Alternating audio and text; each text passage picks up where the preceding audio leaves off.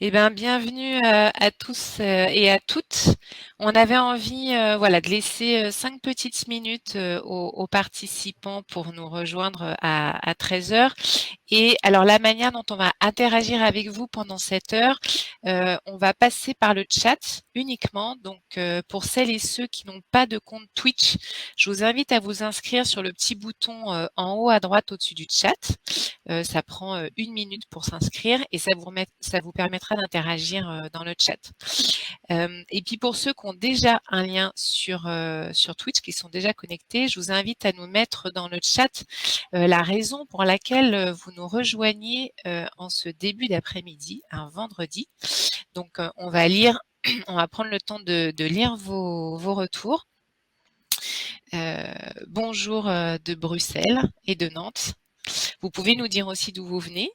Et puis, on va vous laisser voilà, nous dire, vous êtes déjà 56, à nous préciser ce qui fait que vous êtes avec nous cet après-midi. Ça fera venir tous les autres.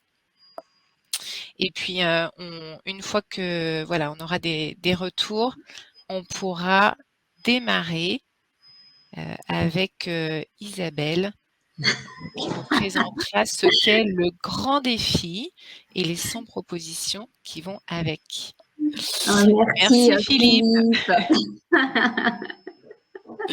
Comme ça, tu pourras vérifier qu'on raconte pas de bêtises. Ok. Bon, mais on sera curieuse de savoir ce que c'est que le projet Climate Change Accelerator.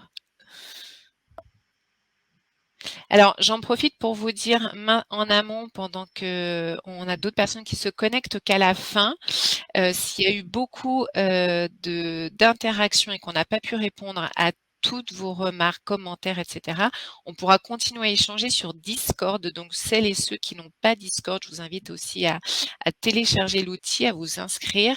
Et comme vous le voyez, on est dans le salon violet. Donc, on pourra se rejoindre après sur ce salon. Ok, et ben si tu es en collectivité pour faire émerger des projets de groupes de citoyens, je pense que le témoignage sur le grand défi va pouvoir être utile.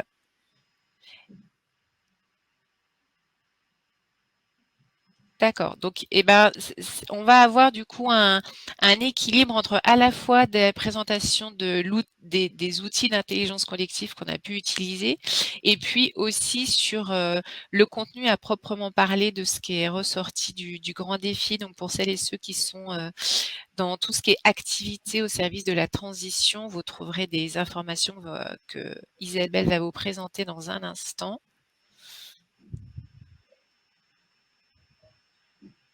Ok, merci Philippe.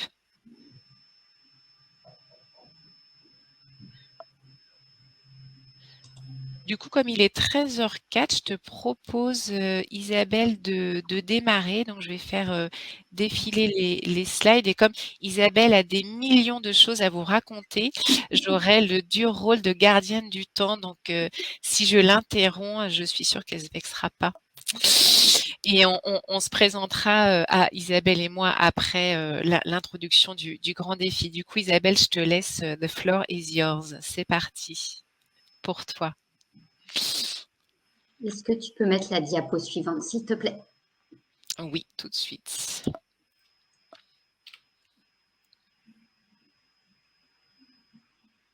Est-ce qu'elle s'affiche ou pas? Non, elle ne s'affiche pas. Bon, je vais commencer. Donc, Vas-y, démarre et puis je vais faire défiler. le grand défi, c'est 100 propositions. Et ces 100 propositions, elles vont nous permettre à toutes les entreprises de tracer un chemin de transformation. Ces 100 propositions qui sont là pour une vision d'une entreprise contributive, respectueuse des limites planétaires.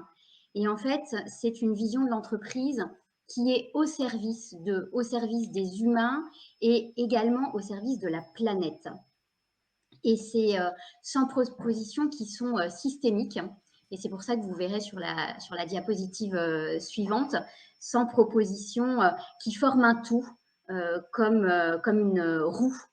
Et puis, ces 100 propositions qui ont été présentées au CESE, qui est le Conseil économique, social et environnemental, en février. Alors, le grand défi, qu'est-ce que c'est? C'est une initiative. Alors attendez, Daniel, si tu m'entends, voilà, on n'a plus les slides, mais bon, c'est pas grave. Alors, le grand défi, c'est une. Voilà, super. Tu peux passer la slide suivante, Laetitia, s'il te plaît. Voilà, parfait. Le grand défi, donc, c'est une initiative de démocratie participative appliquée à l'entreprise et à son écosystème. Alors ça, c'est des grands mots. Et qu'est-ce que ça veut dire? En fait, ça veut dire que on a voulu repenser et penser la transition et la bifurcation en partant de la réalité des entreprises elles-mêmes. Donc, en fait, on a utilisé 100 entreprises qui ont été tirées au sort et qui sont représentatives en fait de l'écosystème français. C'est pour ça qu'on a des grosses, des petites, des moyennes entreprises. Elles sont représentatives de tous les secteurs. On a eu des dirigeants, des salariés, des actionnaires.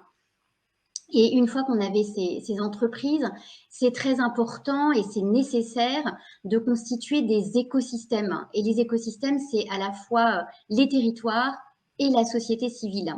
Et pourquoi? Parce que il faut engager la participation de toutes les parties prenantes.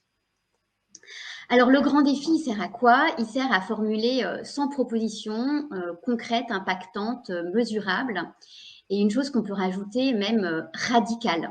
Vous allez voir que les délégués, tout au long de ce processus, ont été de plus en plus engagés, ont pris conscience vraiment de l'urgence de la transition et ont été de plus en plus radicales. Et donc, le but, c'est redéfinir l'activité des entreprises au regard des limites planétaires. Alors, c'est une aventure passionnante, ce grand défi, parfois difficile. Il y a parfois un peu des grincements de dents, il y a beaucoup de discussions.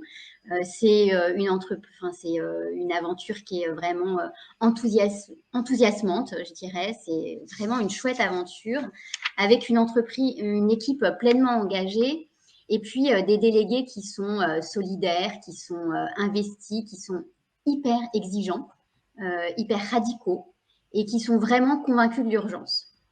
Alors, on avait deux choses à partager avec vous. Si tu peux passer le slide, voilà. Un retour d'expérience. Alors, on va vous parler très brièvement du grand défi, mais on voulait surtout vous parler du processus en intelligence collective, parce que c'est la Facilitation Day aujourd'hui. Et puis, la façon dont les participants, les délégués ont vécu ce processus et comment est-ce qu'ils ont été transformés par ce processus. Donc, comme vous l'a dit Laetitia, on n'a qu'une heure. Donc, on a un temps limité. On a envie de vous dire plein de choses. On a aussi envie que ce soit interactif. Donc, on va bien évidemment avoir des temps de questions-réponses, notamment grâce au chat. Et puis, si jamais on n'a pas le temps de répondre à toutes vos questions, on continuera les discussions sur Discord. Donc voilà, donc suite à cette petite introduction et ce qu'on avait envie de faire pendant cette heure avec vous, Laetitia, je te laisse te présenter. Merci Isabelle. Eh bien, du coup, donc moi là, je vous parle depuis le lac Léman. Je suis en Haute-Savoie. J'accompagne, moi je suis indépendante et puis j'accompagne les entreprises sur un travail qu'elles doivent faire sur la mesure d'impact, sur des transitions aussi, notamment environnementales. J'utilise des outils très techniques comme le bilan carbone, les diagnostics RSE, etc. Et puis, je pratique pas mal la facilitation parce que il y a un vrai sujet autour de la notion d'engagement des personnes sur ces projets de transformation. J'anime aussi des ateliers de sensibilisation comme les fresques du climat ou fresques de la biodiversité. Et donc, je suis ravie d'être avec vous ici. Puis, vous allez voir que du coup, le grand défi rejoignait un peu toutes mes préoccupations. Donc, c'est pour ça que je me suis engagée dans ce projet. À toi, Isabelle. Donc, moi, j'interviens de Paris. Voilà, et puis pour me présenter, en fait, j'avais envie de vous raconter une histoire, et une histoire au travers d'une entreprise qui est une entreprise à mission, en fait, et qui a fait appel à moi parce que il y avait un service qui était partagé en deux, scindé en deux parties avec 15 personnes en tout. Et ces deux équipes, elles se connaissaient très peu. Pourquoi? Parce que depuis le confinement, en fait, c'était surtout du télétravail. Et donc, les gens travaillaient ensemble uniquement par visio. Et ils ont fait appel à moi avec un objectif qui était de recréer un collectif et s'engager sur des projets en commun. Et pour ça, j'ai utilisé un outil d'intelligence collective qu'on appelle des interviews empathiques. Et donc, ils étaient par deux, ils s'interviewaient mutuellement et ils se sont racontés une situation de coopération qui était pro ou perso, comme ils voulaient, dans laquelle ils s'étaient sentis engagés. Et le but, c'était de comprendre en fait quels étaient ce que cette histoire racontait sur eux, sur leurs forces, sur leurs talents au sein de leurs équipes. Et ce qui était génial, c'est qu'à la fin, quand il y a eu une restitution, imaginons je suis en binôme avec Laetitia, moi je vais présenter Laetitia et je la présente sous forme de force, de talent, de fierté. Et dans ces retours, il y a eu beaucoup de sourires et beaucoup de choses positives qui ont émergé. Et j'ai commencé à sentir un vrai collectif du lien dans cette équipe qui se connaissait en fait très peu. Et voilà, en fait, ce qui m'anime, moi, c'est je suis à la fois facilitatrice et formatrice. Et j'accompagne des dynamiques collaboratives avec de l'intelligence collective pour remettre du lien, pour travailler différemment ensemble et pour recréer cet esprit où on a envie de s'engager, en fait. Et donc forcément, voilà, comme Laetitia, quand j'ai entendu parler du grand défi, j'ai foncé parce que c'était tout ce que j'aimais, c'était la transition, les entreprises et l'intelligence collective. Alors justement, Laetitia, pour arriver à ces 100 propositions, il y a eu tout un processus d'intelligence collective. Est-ce que tu peux nous en dire un peu plus, qu'on commence à rentrer dans le dur, tout ce que vous attendez tous? Voilà, alors on avait envie de vous expliquer effectivement comment ça s'était passé. C'est déjà ce qu'il faut savoir, c'est que c'est un processus qui a duré 2 années. Entre le moment où il a été pensé, par ses fondateurs, que sont, Jérôme Cohen, qui est président d'Engage et puis Virginie Resson-Victor qui est, présidente, du GIEC Pays de la Loire et puis le moment où on est arrivé à la concrétisation, à ces 100 propositions qui aujourd'hui sont diffusées le plus largement possible. C'est passé par une première étape de réflexion avec des partenaires. Il a fallu construire tout un écosystème, donc ça a duré relativement longtemps. Il y a eu une consultation de ces partenaires qui a permis d'aboutir en fait à des réflexions sur qu'est-ce qu'il fallait mettre en place sur la transition, qu'est-ce qu'on entendait par transition, etc. Et tout ça, ça a été de la matière qui a été ensuite proposée à nos participants, donc qui s'appellent les délégués, qui se sont eux retrouvés pendant 6 mois, donc du mois de mai dernier jusqu'au mois de décembre, dans un processus de démocratie participative.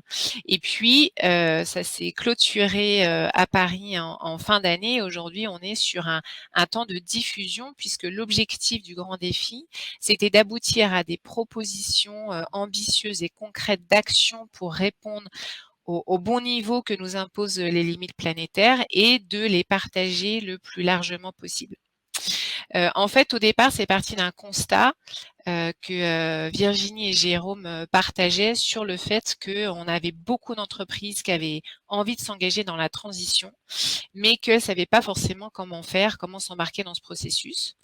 Et il y a eu très très tôt l'envie de choisir un processus d'intelligence collective et de démocratie participative pour conduire des entreprises qui ont été tirées au sort à s'embarquer en fait dans cette aventure.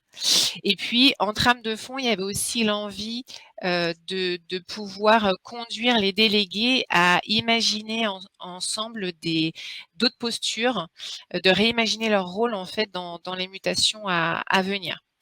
Donc, on a eu toute une construction de ce processus avant que les délégués se rencontrent. Pendant qu'ils se sont rencontrés, donc pendant les 6 mois, il y a eu beaucoup d'apports sur lesquels reviendra tout à l'heure Isabelle, d'experts, de scientifiques, parce qu'il y avait la volonté que toutes les personnes qui étaient présentes aient un même niveau de conscience et de compréhension des sujets. Donc, il y a vraiment un constat partagé pour avoir des propositions qui soient au bon niveau. On les a accompagnés à travers différentes pratiques d'intelligence collective pour favoriser un niveau de discussion qui soit le plus qualitatif possible. Et puis surtout, il y a eu un gigantesque travail en intercession de la part des bénévoles et des équipes permanentes au sein d'Engage notamment, pour synthétiser à chaque fois toutes les productions qu'il y avait dans les différentes sessions. Les participants se retrouvaient. Ils se sont retrouvés pendant 2 jours par mois pendant 6 mois. Et donc, à chaque fois, il y avait énormément de contenu. Donc, il a fallu synthétiser tout ça. Donc, c'est derrière, en fait, ces rencontres-là et ce processus dont on va vous parler, pour aboutir à ces propositions, il y a eu vraiment un travail qui n'est pas à négliger pour justement rendre les processus d'intelligence collective les plus qualitatifs possibles. Et puis, je dirais qu'il y a un autre ingrédient qui est important, c'est que il y a eu un portage très fort au départ par les fondateurs, et puis en même temps très souple, ce qui a permis aux participants progressivement de s'emparer de ce processus, de ce projet-là, et de le faire leur. Et aujourd'hui, c'est vraiment eux qu'incarnent ce grand défi pour diffuser toutes les propositions. Et ce que disait aussi Isabelle, c'est que c'était une aventure au long cours qui a demandé énormément d'engagement de la part des délégués. Donc c'est une aventure humaine très très importante et probablement que toute l'intelligence collective qui a été mise en place, elle a contribué à créer cette aventure humaine et ce collectif dont parlait Isabelle tout à l'heure, qui est extrêmement important. Les participants, on a essayé de faire en sorte que les participants se sentent faire partie d'un collectif. Et donc, je vais laisser la main à Isabelle qui va pouvoir nous expliquer un peu plus finalement ce processus d'intelligence collective qu'on a fait vivre à nos délégués, en quoi il a consisté. Je te passe la main. Merci Laetitia. Alors déjà, une chose que je voulais vous préciser, c'est que ce processus en intelligence collective qu'on a fait vivre à nos délégués, on l'a nous-mêmes construit en intelligence collective. En fait, c'est pas sorti de l'esprit ou du chapeau d'une ou deux personnes. Ça a été vraiment une petite équipe de ce qu'on appelait les engagés, où on a travaillé sur le programme, sur la méthodologie, sur comment est-ce que ça allait se passer. Et puis, bien évidemment, on a co-construit et on a co-construit aussi au fur et à mesure. On avait toutes les intentions, les objectifs de chacune des sessions. Et puis, bien évidemment, à la fin d'une session, il y avait un bilan et on voit s'il faut adapter ou pas, ou comment est-ce qu'on va adapter la session suivante. Alors, pour vous parler, on a fait un petit schéma avec Laetitia. Et avant de rentrer dans l'explication de ce schéma, j'avais envie de vous donner une définition. La définition de l'intelligence, en fait, c'est la capacité d'un individu à s'adapter et à choisir des moyens d'action en fonction de son environnement et des circonstances. L'intelligence collective, c'est exactement la même chose, sauf que ce n'est pas pour un individu, c'est pour un groupe. Donc, on a cette capacité pour un groupe à s'adapter et à choisir des moyens d'action en fonction des circonstances. Alors, pourquoi est-ce que c'était important et même plus qu'important, fondamental, d'utiliser l'intelligence collective dans ce processus pour arriver à ces 100 propositions? Mais pour 2 raisons. La première, c'est que, vous le savez, on est dans un monde VUCA, donc dans un monde volatile qui change tout le temps, dans un monde incertain où on ne peut pas prévoir, dans un monde complexe où tout est lié, et puis dans un monde ambigu, c'est pas blanc ou noir, c'est gris ou gris clair. Et l'intelligence collective, c'est vraiment la méthodologie, le processus qui permet de se mettre en action dans un monde complexe. Pourquoi? Parce qu'on a vraiment une diversité des points de vue. Et puis en plus, cette intelligence collective, elle va permettre d'éclairer l'ambigu. Alors ça, c'est la première raison, c'est le monde VUCA. Et puis la deuxième raison, l'intelligence collective, en fait, c'est la seule façon de mettre en mouvement un collectif. Et c'est un peu le schéma qu'on a voulu vous mettre ici, c'est on a une action qui peut être une mise en mouvement sur des propositions, puisque le but, c'est que les entreprises se mettent en mouvement pour accélérer la transition. dans les entreprises, il y a un collectif. Le collectif, pour qu'il soit impliqué, eh bien, il faut remonter la chaîne, en fait. Il faut qu'au départ, on ait un diagnostic qui soit partagé par tout le monde. Une fois que ce diagnostic il est partagé, eh bien, ce collectif, il va falloir qu'il co-construise une solution pour que ces solutions, ils se les approprient. Et c'est uniquement parce que j'ai co-construit cette solution, que je me la suis appropriée, que ce collectif va pouvoir se mettre en mouvement et donc être impliqué dans cette transition. Et donc, c'est ce qu'on a voulu vous mettre dans ce schéma, c'est que tout est lié et on part du diagnostic. Et en fait, il y a un lien entre la façon dont la grande délibération, ce qu'on a appelé les 6 sessions de tous les délégués, ont été construites, et la proposition du grand défi. Parce que pour aboutir aux propositions, pour co-construire ces solutions, eh bien, on commence par un diagnostic partagé. Alors, qu'est-ce que ça veut dire concrètement pour le grand défi? Eh bien, pour faire émerger des propositions, on va, avant même les 6 sessions, et ça c'est la première étape dont Laetitia vous a parlé, on va engager tout l'écosystème, tous nos partenaires, les territoires, la société civile, pour faire un diagnostic partagé. Et puis ensuite, dans la création du collectif, on va vraiment avoir un système d'acteurs qui vont être représentatifs de la diversité du monde économique, notamment pour gagner en légitimité et en pertinence.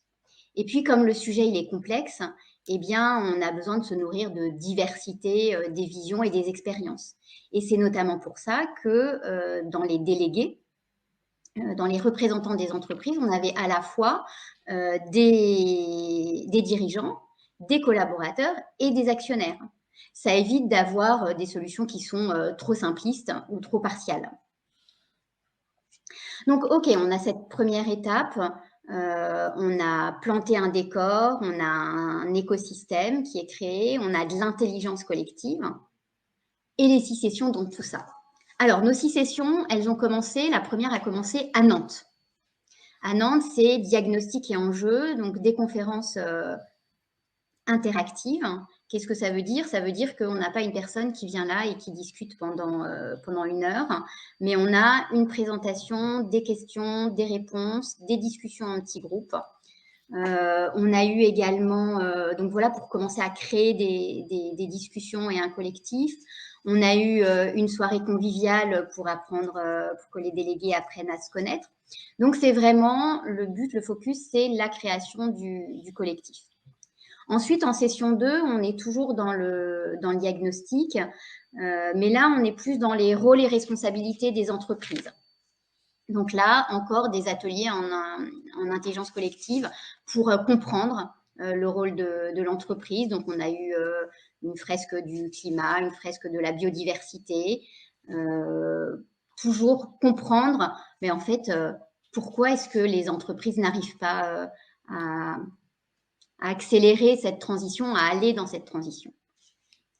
Ensuite, en session 3, c'était lever les freins et définir les objectifs. Là, on était à Grenoble. Et là, on a eu une bascule, notamment avec Heidi, qui est une glaciologue, qui a fait pleurer tout le monde, grosso modo. Et c'était vraiment un peu une séquence émotion, et comment est-ce que j'arrive à m'engager avec mes tripes. Et donc, progressivement, on a vu un groupe qui émerge, un groupe qui est curieux, qui est soudé, qui est décidé. Et je peux vous partager un petit outil qu'on a utilisé notamment pour faire une photo collective de ce qui se passait. C'était une sorte de diagnostic vert, jaune, orange, rouge. Donc vert, aujourd'hui, qu'est-ce qui me booste, hein, qu'est-ce qui me donne envie de passer à l'action. En jaune, ce qui est OK. En orange, un caillou dans ma chaussure. Et puis en rouge, ce qui me décourage. Et chacun des délégués a partagé ces 4 états d'esprit, parce qu'on a tous du vert, du jaune, du orange et du rouge en nous. Et donc ça, c'était hyper chouette, parce que voilà, on a vu émerger vraiment ce groupe, et il n'y avait qu'une envie, c'était bon, allez, on y va, on s'y met. Et donc justement, la session 4 à Caen, c'était le temps des propositions. Donc, c'était vraiment un truc génial, hyper chouette. Et là, il y a eu des ingrédients de l'intelligence collective que je vais vous partager qui sont d'abord faire confiance au processus. Donc, un processus, c'est quelque chose quelque part qui est très cadré. Et à l'intérieur de ce cadre, on est libre et on peut agir. Et à l'intérieur de ce cadre, il faut apprendre à faire confiance aux autres. Parce que moi, en tant que déléguée, je ne vais pas pouvoir travailler sur toutes les propositions. Donc, je vais travailler là où j'ai de l'énergie et je vais faire confiance aux autres pour le reste. Et puis, on a utilisé aussi un outil qui est très, très utile en intelligence collective. C'est ce qu'on appelle le diamant ou le double diamant. D'abord, on part en divergence. Ensuite, il y a une sorte de chaos organique pour petit à petit converger. Et puis, on recommence, divergence, chaos organisé, convergence. Et à Caen, il faut savoir qu'on avait plus de 300 propositions qui ont émergé pour qu'au final, on en ait une centaine. Et puis, entre Caen et Montpellier, l'équipe du Grand Défi a travaillé, mais on a également les délégués qui ont travaillé pour continuer à venir enrichir ces propositions. Et donc, à Montpellier, ça a été la finalisation des propositions avec un cadre porteur très important. 3 choses, écouter pour apprendre, chercher les bonnes raisons et dire l'important. Et puis, beaucoup de discussions croisées avec des experts, des anges gardiens. Les délégués n'ont jamais travaillé seuls sur une proposition. Ils ont toujours travaillé en binôme ou en trinôme pour pouvoir se challenger, pour pouvoir aller plus loin, pour que les propositions, elles soient les plus concrètes et impactantes possibles. Et donc, c'est comme ça qu'on est arrivé à des productions collectives et ambitieuses. Et puis, à Paris, il y a eu présentation à l'écosystème. Donc, l'écosystème, c'est tous les partenaires, les territoires, les marraines, etc., avec beaucoup de pédagogie. Donc là, chercher les bonnes raisons, comprendre pourquoi la personne n'est pas forcément d'accord avec nous pour augmenter l'intelligence de la conversation et pour continuer à creuser et à travailler les propositions. Donc ça, c'était hyper chouette. Et puis, on a commencé à préparer la grande diffusion avec un autre outil encore en intelligence collective qui est le forum ouvert. Et puis, au CESE, ça a été le début de la grande diffusion avec la présentation de toutes ces propositions au monde économique, à la société, etc. Et ce qui était génial, c'est que tous les délégués sont devenus vraiment acteurs et c'est eux qui ont présenté les propositions. Et c'était vraiment quelque chose d'hyper chouette. Alors, voilà avec Laetitia, on a fait le choix de ne pas aller forcément plus loin que ça, donc notamment pour pouvoir répondre à toutes vos questions. Donc, n'hésitez pas, comme l'a dit Laetitia, à les poser dans le chat. Alors, avez-vous un visuel des 6 sessions? Oui, on vous partagera à la fin le lien vers le site du Grand Défi où vous verrez, il y a plein de documentation, c'est expliqué, il y a beaucoup de slides, il y a toute la construction des sessions, etc. Vous aurez aussi le lien vers les 100 propositions, donc la roue que vous a montré, qui peut paraître complexe comme ça sur le slide Isabelle, vous allez la retrouver aussi sur le site du Grand Défi, puis il y aura le détail de tout ce que de chacune des propositions si vous voulez rentrer dans le dur. Les délégués sont des entreprises. Alors en fait, il y a une centaine donc d'entreprises qui a été donc tirée au sort et parmi les délégués, on avait des acteurs très différents. Il y avait des dirigeants, il y avait des collaborateurs qui venaient de la RSE, il y avait des collaborateurs qui venaient des achats, des RH. Il y a un choix qui a été fait par l'équipe d'engagés qui avait construit le programme au départ, c'était en fait, considérer que l'entreprise c'était des briques. Donc, on avait la brique gouvernance, la brique communiqué, la brique production, etc. Et donc, on a eu les délégués en fait étaient représentatifs de ces différentes briques. Donc, on avait voilà différents, aussi bien des personnes qui venaient de la prod que des achats ou de la direction. Alors, récapitulatif des outils en intelligence collective utilisés lors des 6 sessions. Alors, on n'a pas un récapitulatif précis. J'ai essayé de vous citer un certain nombre d'outils. Je peux vous en citer d'autres qui ont été utilisés. On a utilisé les chapeaux de Bono. C'est une façon de voir un problème sous différents angles. On a utilisé du journaling, on a utilisé un forum ouvert, on a utilisé un World Café, on a utilisé beaucoup de discussions, on a utilisé quoi d'autre encore on a fait des ateliers sur la biodiversité en intelligence collective, enfin plein d'outils. Et à la fois, ce qui est très intéressant, c'est comment est-ce que on part d'un outil classique en intelligence collective et puis quelque part on le tord un petit peu pour l'adapter à notre processus. Ce qui est important toujours, c'est vraiment c'est le cadre et c'est toutes les questions qu'on va poser et qui vont permettre de faire réfléchir.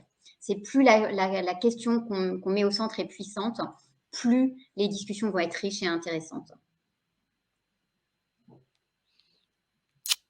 Alors, les délégués, ils étaient en fait donc les entreprises, elles ont été tirées au sort. Parmi toutes les entreprises tirées au sort, celles qui sont venues étaient donc volontaires. Il y avait pas de, elles étaient pas choisies. Et dans les acteurs qui étaient présents, donc qui représentaient leur entreprise, les délégués, ils étaient très très largement volontaires. Donc c'est, je pense aussi ça qui fait qu'ils ont été aussi très engagés dès le départ. Et puis à la réponse à la question sur la facilitation graphique, on n'a pas utilisé cet outil-là de facilitation graphique.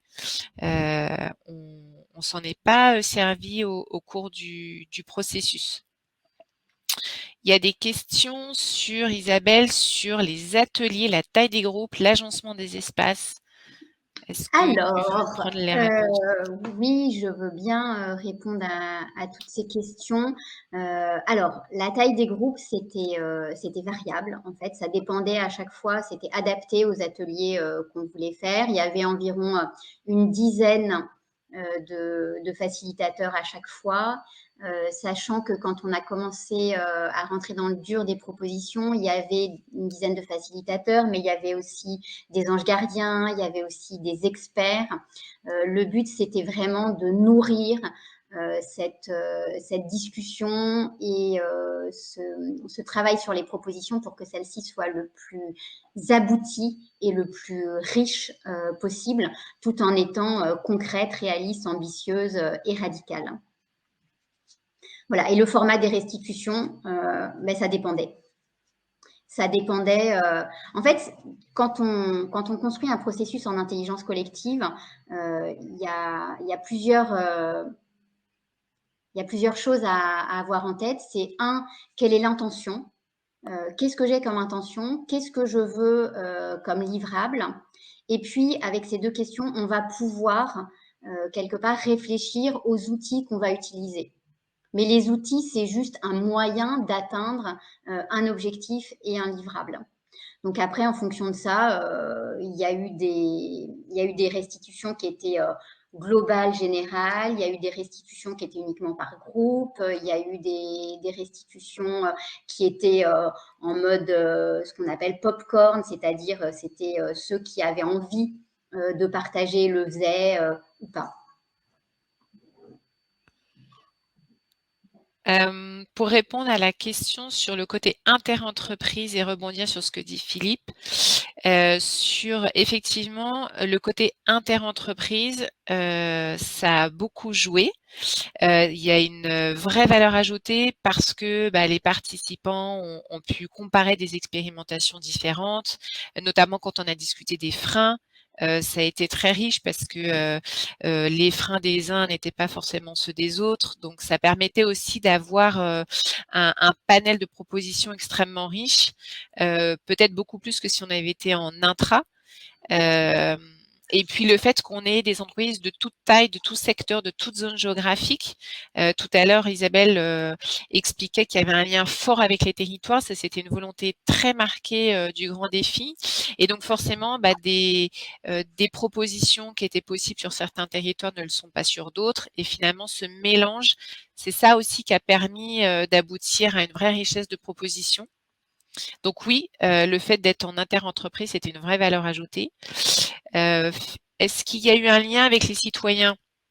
Alors non, il n'y a pas eu de lien avec les citoyens à ce stade-là, puisque l'objectif, c'était que les entreprises travaillent vraiment sur leur manière de répondre en fait aux enjeux. Ça ne veut pas dire qu'il n'y a pas eu de prise en compte des citoyens, bien au contraire, qui sont une partie prenante hyper importante à engager, mais on les a pas conviés dans le processus. Euh, Philippe, donc tu nous dis peut-être parler l'alternance entre mise en condition plénière, travaux en sous-groupe et ruche des propositions. Je pense que ça prolonge un peu ce que disait Isabelle sur le fait qu'il y avait à la fois des temps de travail sur certains sujets, ça pouvait être, et puis sur le fait qu'on ait découpé l'entreprise sous forme de briques, et puis le moment où justement il y avait un partage en groupe de tout ce qui avait été proposé. À Caen, comme disait Isabelle, il y a eu ce phénomène de ruche, puisqu'on a eu les 300, plus de 300 propositions, donc il y en avait de partout. Et c'était très bien puisque l'objectif de cette session, c'était de pouvoir permettre aux participants d'exprimer toutes les idées sans contrainte. Pour ensuite pouvoir voir s'il y en avait qui se regroupaient, etc. Mais l'idée, c'était d'avoir ce phénomène de ruche et d'enthousiasme, voilà, hors contrainte, avant de pouvoir resserrer la focale. Les mises en condition en plénière, ça fait le lien avec ce que disait Isabelle tout à l'heure sur le cadre. Il y a eu systématiquement à chaque session, chaque demi-journée, des temps de rappel du cadre dans lequel il y avait cette liberté d'action. Et ça, le fait de répéter aussi régulièrement ce cadre a nourri le processus d'intelligence collective. Tout à l'heure, Isabelle parlait d'écoute active, de parler avec intention, etc. C'est des approches qui ont été rappelées régulièrement et que petit à petit, les participants ont mis de manière systématique en œuvre. Combien d'entreprises concernées? Alors, sinon, ce que je peux rajouter aussi sur l'alternance entre mise en condition et en plénière, en fait, le but, c'était surtout au départ, donc au départ dans les sessions pour le diagnostic partagé, c'était une plénière avec un apport d'un expert, comme je vous l'ai dit, sous la forme d'une conférence plutôt interactive avec des questions-réponses. Et puis ensuite, nourri de ça, il y avait des ateliers, des discussions en groupe, des travaux, etc. Et donc, voilà, ça s'enchaînait comme ça. Et puis des temps aussi de création du collectif où on se retrouvait tous ensemble pour mettre en commun, pour dire où on en était, pour avoir une photo de l'énergie du groupe. Donc ça, c'était pas mal sur les trois premières sessions. Et puis, sur les 3 dernières, justement, pour les productions collectives, c'était organisé, j'allais dire, c'était un bazar joyeux, organisé, avec un cadre, avec, comme l'a dit Laetitia, toutes ces briques de l'entreprise, donc sur comment gouverner, comment compter, comment produire, comment il y avait une partie communication, achat, etc. Donc, en fait, toute la chaîne de valeur de l'entreprise. Donc, il y avait un cadre. Et en même temps, les gens travaillaient à l'énergie. Et puis, des moments aussi où on se remettait ensemble pour partager notre vision, pour que chacun puisse s'approprier où est-ce qu'on en est et puis voir si, avec mon énergie, j'ai envie de continuer à travailler sur mes propositions ou j'ai envie d'aller en voir d'autres, etc. Donc voilà pour merci Philippe pour tout ce que tu as rappelé. Combien d'entreprises concernées, combien de personnes mobilisées? Donc une centaine d'entreprises avec une centaine de délégués. Et puis les personnes concernées, alors j'ai les chiffres là que vous pouvez retrouver sur le site, c'est à peu près 50 experts, 60 engagés bénévoles et une trentaine de facilitateurs. Voilà pour les chiffres.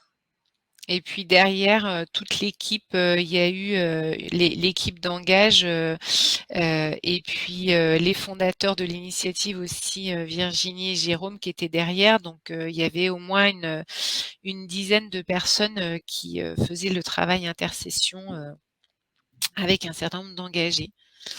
Voilà pour...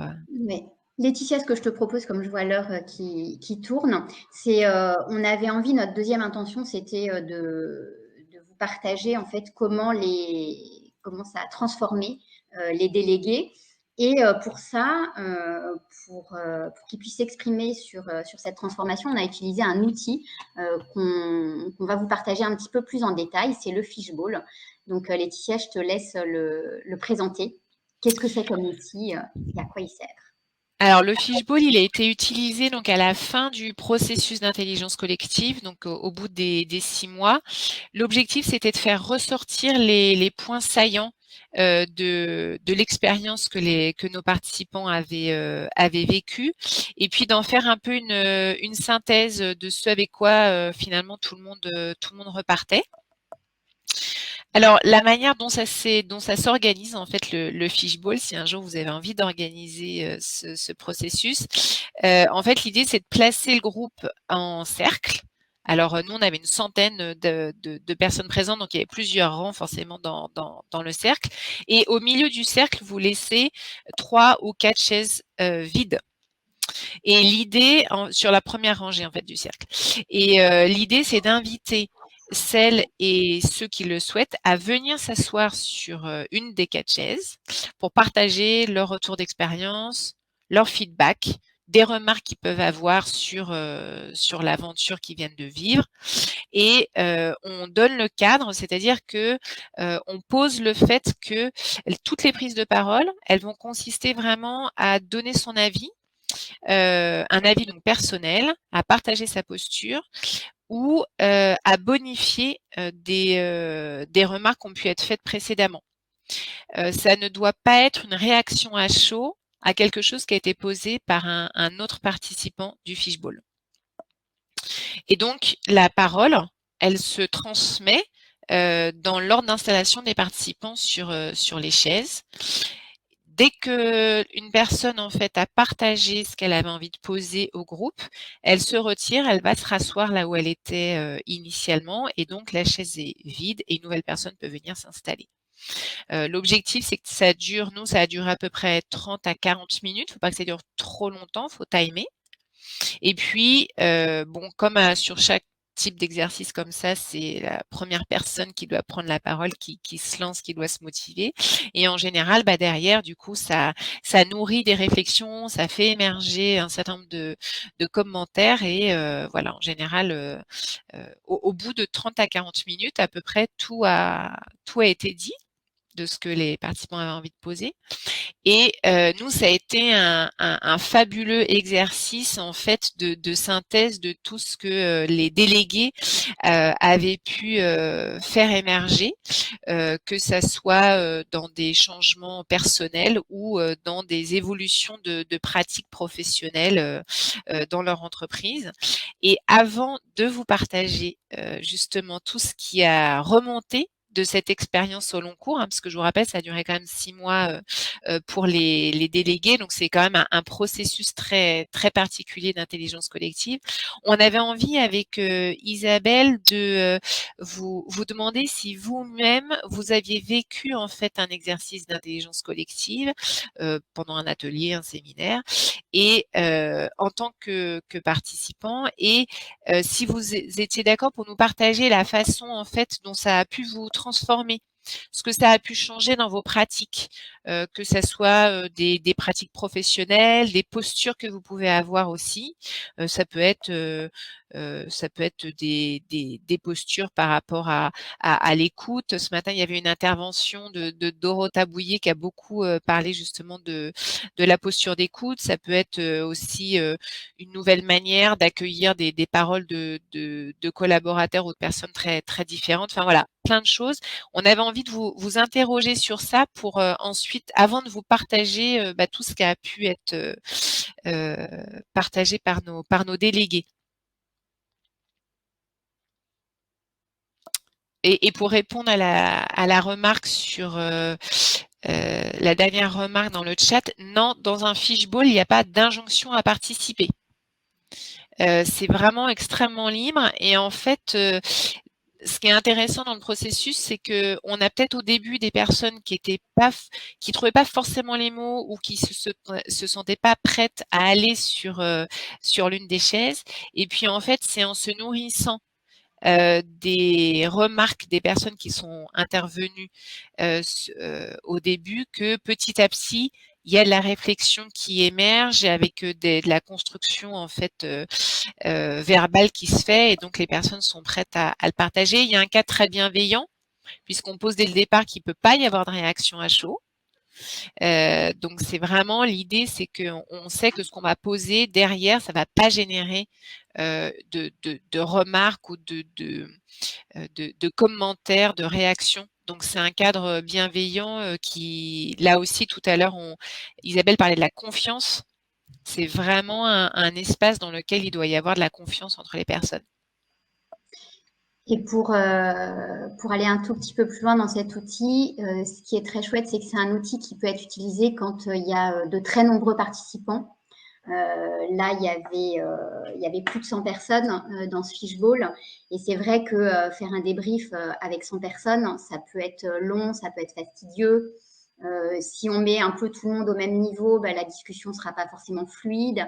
Il y a une personne qui va parler et puis il y a une autre qui va… après, il risque d'y avoir parfois des silences. Vous n'allez pas savoir d'où va venir la parole. Vous allez un peu vous regarder en chien de faïence, etc. Là, le fait d'avoir le cercle au milieu, qui est le cercle où la parole circule, ça permet d'avoir une discussion qui est beaucoup plus fluide. Et cette chaise qui reste libre permet à chacun, à ceux qui sont dans le cercle extérieur, de venir contribuer à la discussion sans interrompre cette fluidité de circulation de la parole. Donc c'est ça qui est hyper chouette. Parce que comme vous le voyez, là, il y a une chaise qui est libre et qui reste toujours libre. Voilà, donc Marie-Chantal qui dit « J'ai vécu une clôture de fishbowl à la fin d'un processus complet de régénération et ça a permis de mesurer le ressenti final et d'avoir d'autres témoignages sans jugement. » Le cercle est de combien de personnes? Justement, le cercle au milieu, il est entre 4 et 8 personnes maximum. Et puis le cercle autour, nous, c'était des cercles concentriques, il est aussi large que vous le souhaitez. Si vous avez 200 participants, vous aurez 200 moins 8 participants. Donc voilà, est-ce que vous avez envie de… Ah oui, Christiane qui nous dit après avoir vécu des pratiques et des expériences en intelligence collective, impossible de venir en arrière, de fonctionner comme avant. Ah, ça, tout à fait. Ok, alors…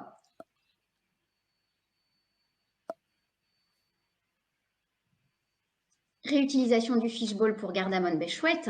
Grand cercle autour, oui, cela permet de tous se voir, exactement. Alors, je vais vous partager rapidement, parce qu'il ne nous reste plus que 10 minutes, justement le retour de tous les délégués.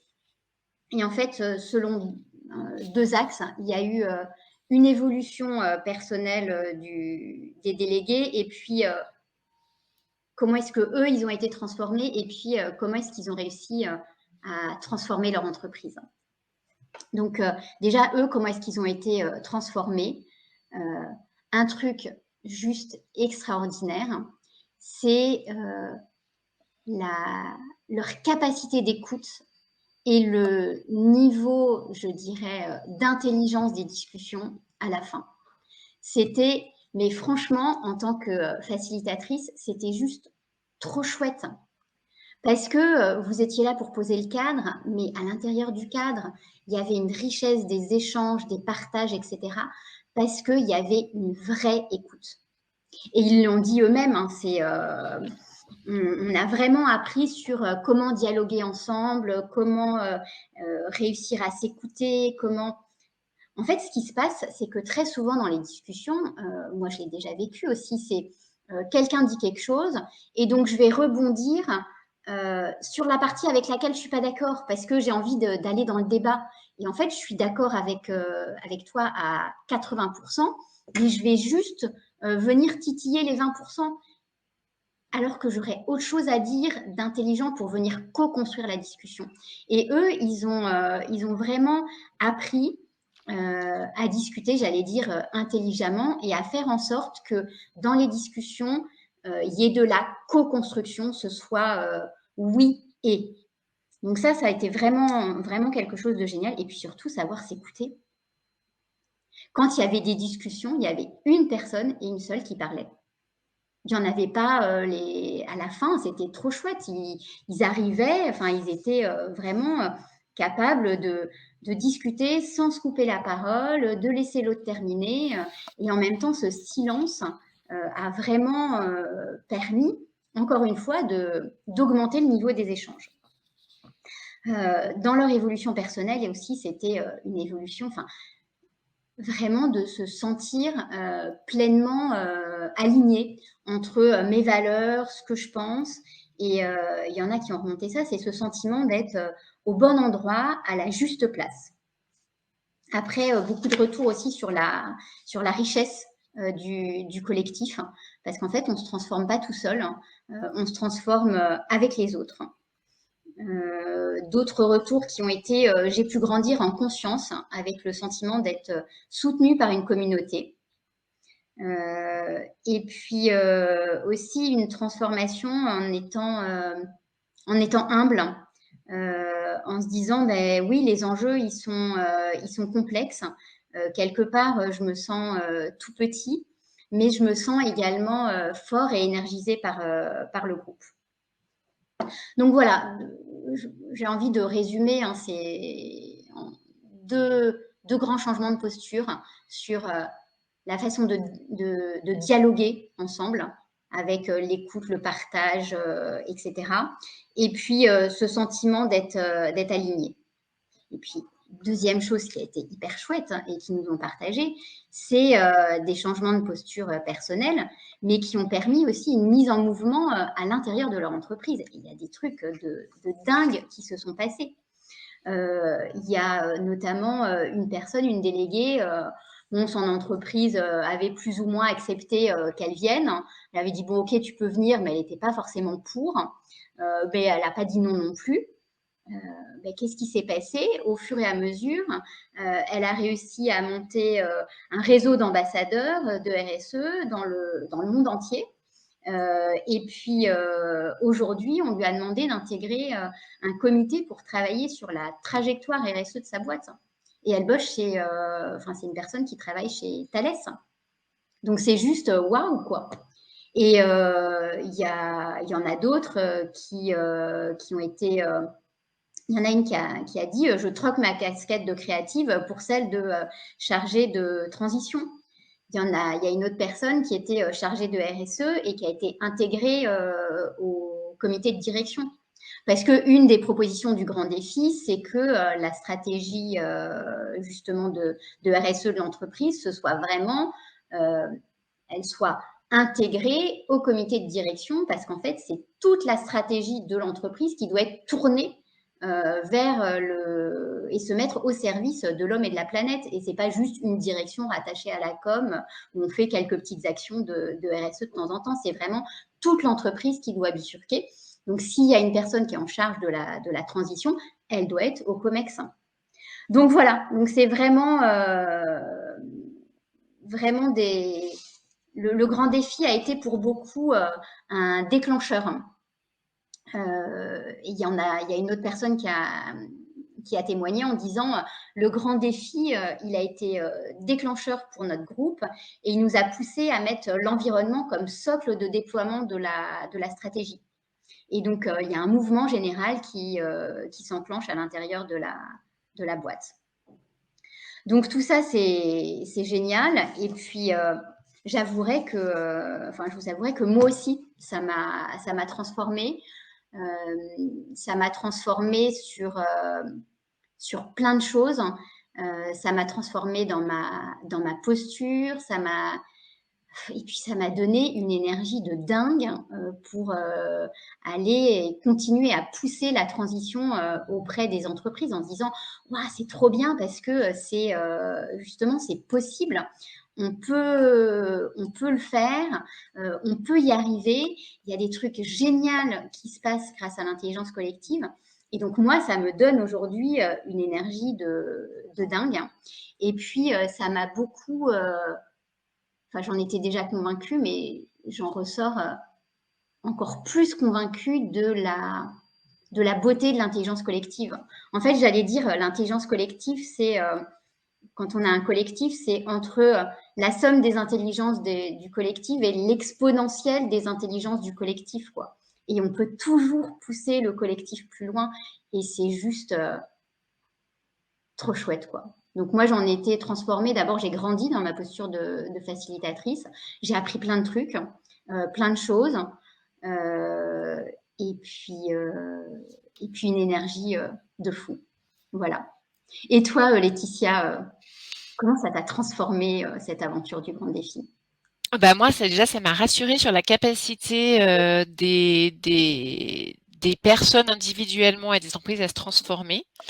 Ça m'a fait aussi réfléchir sur le cadre qui le permet, c'est-à-dire que ça rebondit un peu sur le constat du départ de se dire il y a beaucoup de gens qui ont envie de faire des choses, mais ils se sentent un peu seuls. Et là, la puissance du collectif fait que tout le monde s'embarque dans le même sens. Et je pense que ça, c'était quand même assez extraordinaire. Moi aussi, ça m'a fait grandir. J'ai découvert plein d'outils que je ne connaissais pas. C'est l'occasion de les mettre en pratique aussi en matière d'intelligence collective. Et ça m'a fait, voilà, au-delà du grand défi, pas mal réfléchir sur cet exercice de démocratie participative très élargi. Du type convention citoyenne. Et on voit en fait que quand on met les personnes aussi au beau niveau de connaissance, et ben les personnes sont en capacité de faire des propositions au bon niveau par rapport aux enjeux qui sont posés. Là où elles le seraient beaucoup moins quand elles sont prises de manière individuelle avec un niveau de connaissance qui n'est pas forcément le bon. Et je pense que ce que vous avez vu tout à l'heure sur le démarrage du processus, qui était vraiment d'apporter de la matière, du contenu pour faire monter en connaissance les personnes, en prise de conscience, ça a été vraiment aussi un élément très très important pour que au-delà de la création du collectif, pour que tout le monde avance dans le même sens. Donc ça, je trouve que si ça peut, moi j'ai envie de recommencer ce type de processus parce que c'est d'une richesse vraiment incroyable et ça rebondit sur ce que un des participants disait tout à l'heure aussi sur la valeur ajoutée d'être en inter-entreprise. Ça, c'est vraiment extrêmement riche. Alors, on pourra avec plaisir pour partager cette expérience au Luxembourg. Avec grand plaisir. Là, il est 13h58. Alors, ce qu'on peut vous proposer, c'est deux choses. C'est soit de revenir vers nous sur nos profils LinkedIn pour interagir et puis poser des questions complémentaires. Et si vous voulez qu'on repartage cette expérience, on le fera bien volontiers.